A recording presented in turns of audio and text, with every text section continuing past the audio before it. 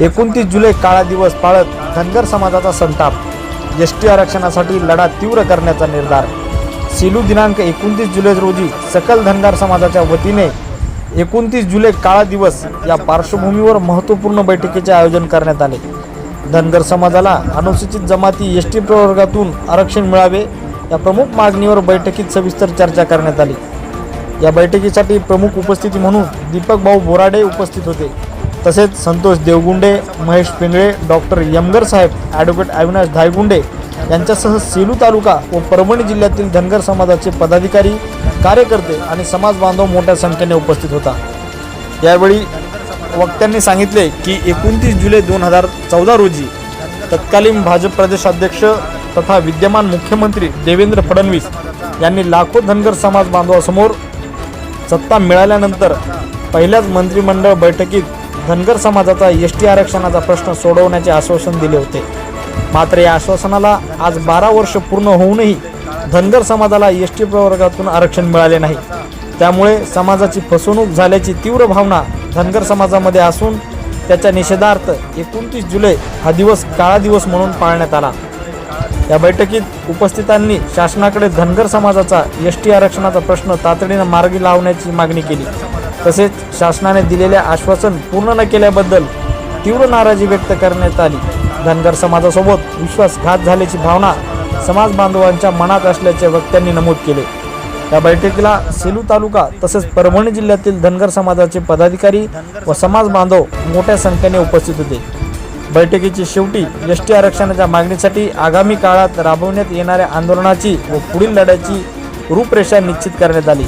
सदरील बैठक ही सेलू येथील गणपती मंगल कार्यालयात करण्यात आली होती। सह्याद्री समाचार वाहिनीसाठी प्रतिनिधी सतीश आकात, सेलू। आज सकल धनगर समाजाच्या वतीने सेलू शहरामध्ये आयोजित केलेल्या बैठकीबद्दल काय सांगाल? आज सबंध महाराष्ट्रातल्या धनगरांच्या मनामध्ये प्रचंड खदखद आणि राग आहे। गेल्या 60 वर्षामध्ये काँग्रेस आणि त्यांच्या मित्रपक्षांनी धनगर जमातीच्या घटनादत्त अधिकाराची अंमलबजावणी केली नाही। म्हणून 2014ला ज्यावेळेस नरेंद्र मोदी पंतप्रधान होण्या अगोदर महाराष्ट्रात आले, त्यांनी सांगितलं होतं की तुमचा फक्त मतांसाठी वापर होतोय धनगरांनो, तुम्ही आम्हाला सत्ता द्या, आम्ही तुमचा प्रश्न सोडवतो। 2014ला माझ्यासारखे 9 बांधव ज्यावेळेस बारामतीला उपोषणाला बसले होते आणि या देशातलं त्यावेळेचं धनगरांचं सगळ्यात मोठं आंदोलन झालं होतं। त्यावेळी या राज्याचे आत्ताचे मुख्यमंत्री तत्कालीन भाजपचे प्रदेशाध्यक्ष यांनी लाखो लोकांसमोर जाहीरपणे सांगितलं होतं की तुमच्या आरक्षणाच्या बाबतीत माझा अभ्यास झालेला आहे, तुम्ही जर आम्हाला सत्ता दिली तर पहिल्या कॅबिनेटमध्ये तुमच्या आरक्षणाचा प्रश्न सोडवतो। आणि तो दिवस होता 29 जुलै 2014। म्हणून आज 29 जुलै 2026 एक तप झालं। 12 वर्ष झाले फडणवीस आणि त्यांच्या सरकारनं, मोदी आणि त्यांच्या सरकारनं धनगरांचा विश्वासघात केलाय, धनगरांची फसवणूक केली। म्हणून आम्ही फसवल्या गेलोय, आमचा विश्वासघात झालाय ही भावना प्रत्येक धनगराच्या मनामध्ये आहे। आणि हा विश्वासघात दिवस म्हणून, आमच्या फसवणुकीचा दिवस म्हणून हा दिवसाचा निषेध करण्यासाठी, फडणवीस आणि त्यांच्या सरकारचा निषेध करण्यासाठी हा निषेध मेळावा या सेलूमध्ये आयोजित केला होता। आणि हीच भावना राज्यातल्या प्रत्येक धनगराची ही फडणवीस साहेबांनी आता समजून घ्यावं की धनगर आता हुशार झालेत, तुम्ही त्यांना फसवलं याची जाणीव त्यांना झाली आहे, याची जाणीव तुम्हाला होऊ द्या आणि तुम्ही दिलेला शब्द पाळा ही विनंती। या बैठकीनंतर पुढील रूपरेषा काय असणार? जोपर्यंत एसटी आरक्षणाची अंमलबजावणी होत नाही, आमच्या लेकरा बाळांच्या कल्याणाचा मार्ग मोकळा होत नाही, तोपर्यंत हा लढा आम्ही अजूनच ताकदीनं लढू आणि जिंकू।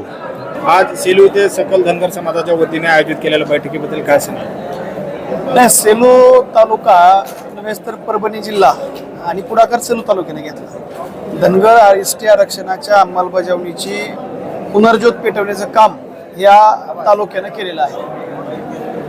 आणि आज या निमित्तानं तालुक्यातील आणि मराठवाड्यातीलही अनेक जिल्ह्यातून लोक या मिटिंगसाठी निषेध मेळावा आणि निषेध मेळाव्यातून आता पुढची वाटचाल काय असली याच्यासाठीची ही मिटिंग होती, ती यशस्वीपणे पार पडलेली आहे। या बैठकीनंतर काय रूपरेषा असणार? आता या बैठकीत आम्ही एकच ठरवलेलं आहे, आम्हाला मुंबईला तर जायचंच आहे परत एकदा, आणि गरज पडली तर आम्हाला मोदी साहेबांना भेटा दिलेला जायचं आहे।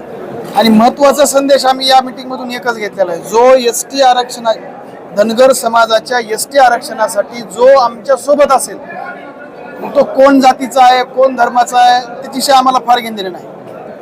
जो धनगर समाजाच्या एसटी आरक्षणाच्या सोबत आहे तो आमचा मित्र, आणि जो एसटी आरक्षणाला विरोध करणार आहे तो आमचा शत्रू. एवढी सरळ सोपी भूमिका घेऊन आता आम्ही बाहेर पडलेलो आहोत. 29 जुलै आज आपला काळा दिवस म्हणून आपण उल्लेख करताय, याबद्दल काय सांगा? 29 जुलैला देवेंद्र फडणवीस साहेबांनी बारामतीमध्ये सांगितलं होतं की माझं सरकार म्हणजे भाजपचं सरकार आल्याच्या नंतर पहिल्या कॅबिनेटला आम्ही आरक्षण देऊ, तुम्ही आम्हाला साथ द्या. समाजाला आव्हान केलं धनगर समाजाला. मग आता 14ला तर धनगर समाजानं मतदान केलं, सत्तेतही आणलं, अनेक कॅबिनेट झाल्या, पण धनगर समाजाला आज म्हणजे 14 ते हे 26 12 वर्ष आहे तरी धनगर समाजाला दिलेला शब्द देवेंद्र फडणवीसांनी पाळला नाही. बरं एवढं नाही, एवढं येड्यात काढणारा माणूस मी माझ्या बाप जन्मात बघितला नाही. लिहून दिलता आम्हाला चक्क की आम्ही सत्तेत आल्याच्या नंतर आम्ही धनगर समाजाला लिहून देणारा माणूस बदलला, आणि म्हणून तो आमच्यासाठी सगळ्यात मोठा काळा दिवस, सगळ्यात मोठी फसवणूक. एखाद्याला तोंडी शब्द दिला आणि तो फसवला तर आम्ही म्हणतो किंवा त्यानं फसविला आम्हाला. इथं तर एवढं येड्यात काढलं की लिहून दिलता आम्हाला, तुम्ही मतदान करा म्हणले, आम्ही तुमचं सगळं करून टाकतो. पहिल्या कॅबिनेटला जाहीर, पहिल्या कॅबिनेटने 1000 कॅबिनेट झाल्या तरी फडणवीस साहेब आता एक शब्द आरक्षणासाठी काढायला आमच्या तयार नाही, एक बी शब्द काढायला तयार नाही. फडणवीस साहेबच आदिवासीतल्या 2-4 नेत्याला हेरिंगच्या टायमाला मध्ये बसवते आणि आमचा गेम करते. फडणवीस नाहीत तर फसवणीच आहे.